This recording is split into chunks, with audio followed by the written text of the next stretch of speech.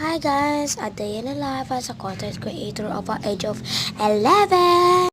Kaya mapapasabi ka na lang ng I for the go.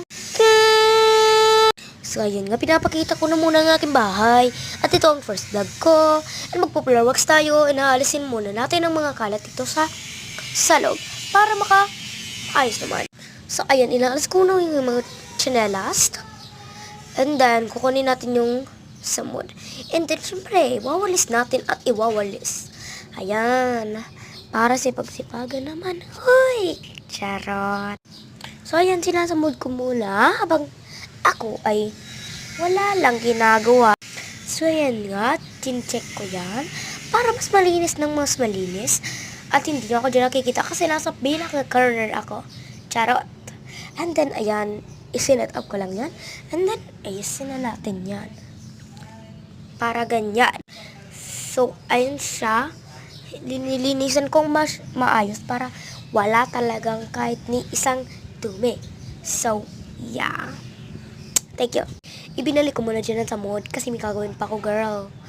Okay? And then, kinuha ko dyan yung floor wax. Of course, yun naman ang hindi. Cheers, wala. Ha! Tara. Punta tayo sa taas at titingnan natin kung meron pa dyan na floor wax. At ayan na nga, sinacheck ko at wala naman pala. Kaya nagbaba na lang ako. Ayan. So, ayan na siya. Kinuha ko ulit kasi may ulit doon eh. Ayan, siyempre, lilinisan. Ala pa ba? Charot, walang ganon. Naglilis ako dyan para magsipag-sipagan para may ano naman tayo. Para may premyo naman.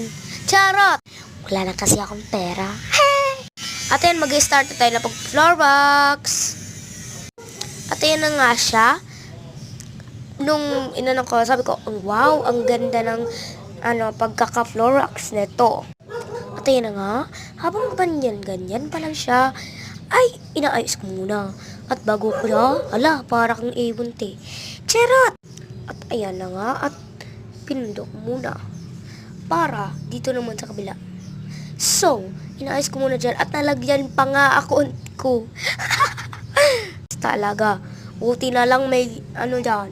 At pinunas ko muna siya dyan sa pamunas. Then, ayan, inayos ko muna. Then, guys, naubos na ang oras. Di ko nakikita. Tsaka nung pagtingin ko pa lang sa cellphone ko, tsaka ko lang nakita na yun na lang ang oras. Ay, sawa ko siya. And then, bye-bye. Thank you for watching part 2.